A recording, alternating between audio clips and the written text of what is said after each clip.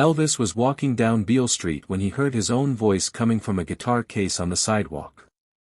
But it wasn't a recording. It was a 16-year-old kid who had no idea his life was about to change forever. It was a humid Tuesday afternoon in Memphis, July 1976. Elvis had been feeling restless at Graceland and decided to take one of his rare unannounced walks through downtown Memphis. He was wearing sunglasses and a simple black shirt, hoping to blend in with the crowd. As Elvis turned the corner onto Beale Street, the heart of Memphis music scene, he heard something that stopped him in his tracks. Someone was singing "Love Me Tender" with a voice so pure and heartfelt that it sent chills down his spine. The voice was coming from a thin teenager sitting cross-legged on the sidewalk, his back against a brick wall.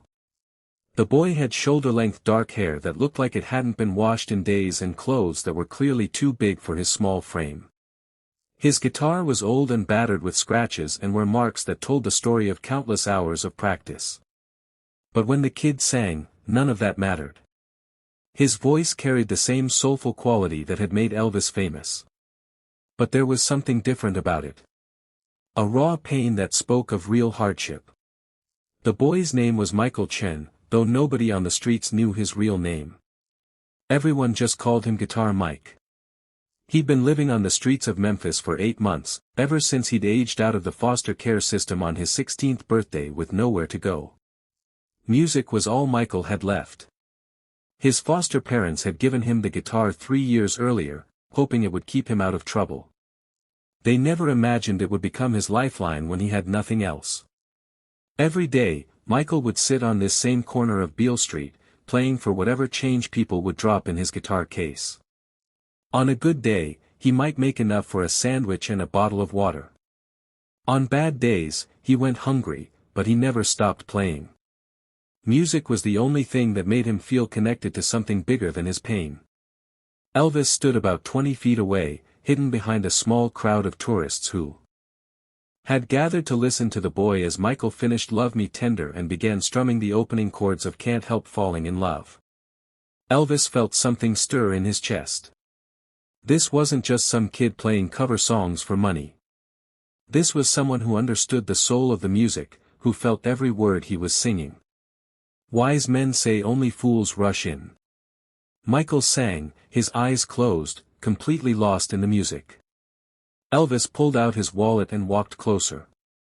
The small crowd parted respectfully as they recognized something familiar about the man in sunglasses, though none of them immediately realized who he was. As Michael reached the chorus, Elvis dropped a $100 bill into the guitar case.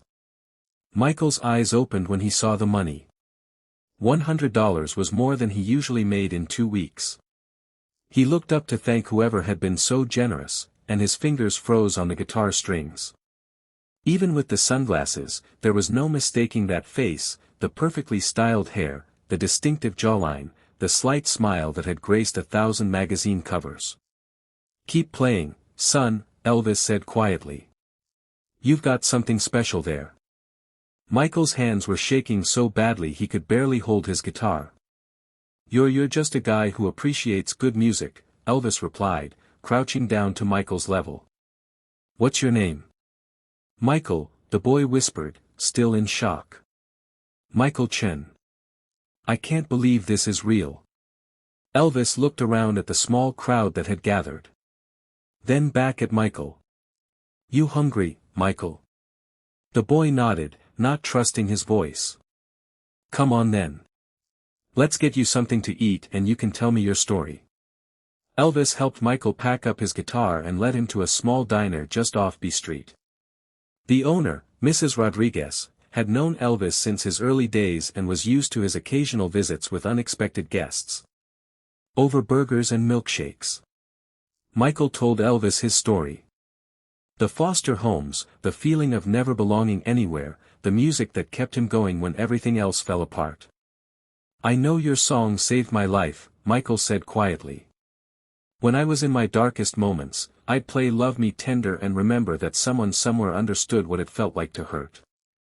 Elvis listened without interrupting. Seeing himself in this young man's pain, he remembered his own childhood, the poverty, the feeling of being different, the music that had been his escape. "You know what I hear when you sing?" Elvis asked. "I hear someone who's lived the blues." "You can't fake that, Michael. You can't learn it from a book or a teacher. You've got to live it." What Elvis said next shocked Michael to his core. "I'm going into the studio next week to record some new material. How would you like to come with me? Not as backup or anything like that. I want to hear what you sound like with proper equipment and musicians who know what they're doing." Michael stared at Elvis, certain he was hallucinating. "You're serious?" "Dead serious. But I've got one condition." Michael's heart sank. There was always a catch. "You've got to promise me you'll get off the streets. I know a place where you can stay.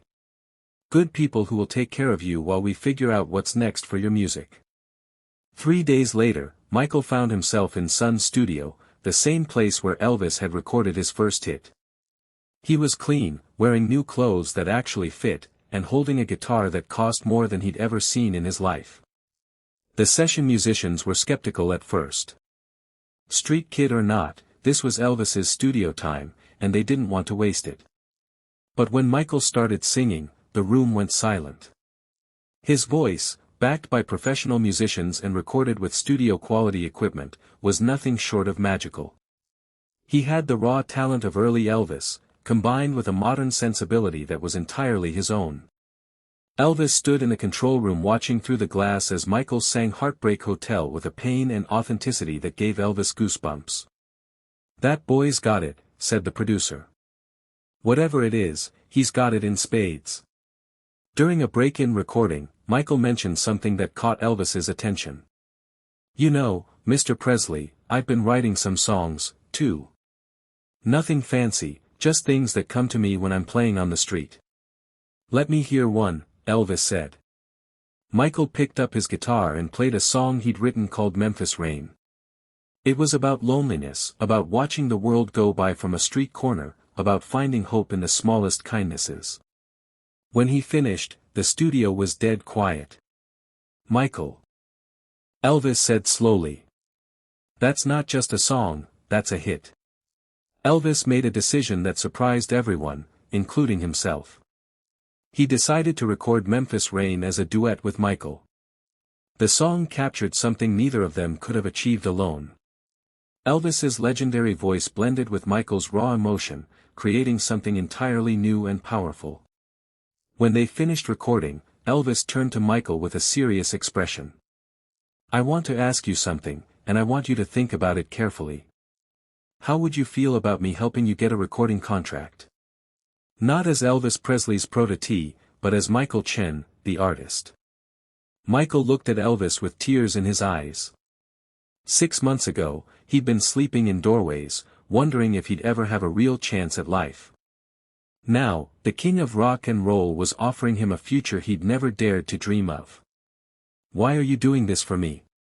Michael asked. Elvis was quiet for a long moment, then spoke with a sincerity that surprised everyone in the room. "Because somebody did it for me once. A man named Sam Phillips took a chance on a poor kid from Tupelo who had a voice and a dream. And because I heard something in your voice that reminded me why I fell in love with music in the first place." Word of Elvis's duet with the street musician spread quickly through Memphis and then across the country. Memphis Rain became an instant hit. But more importantly, it sparked a movement. Musicians across America started paying attention to street performers in a way they never had before. Record labels began scouting bus stations and subway platforms.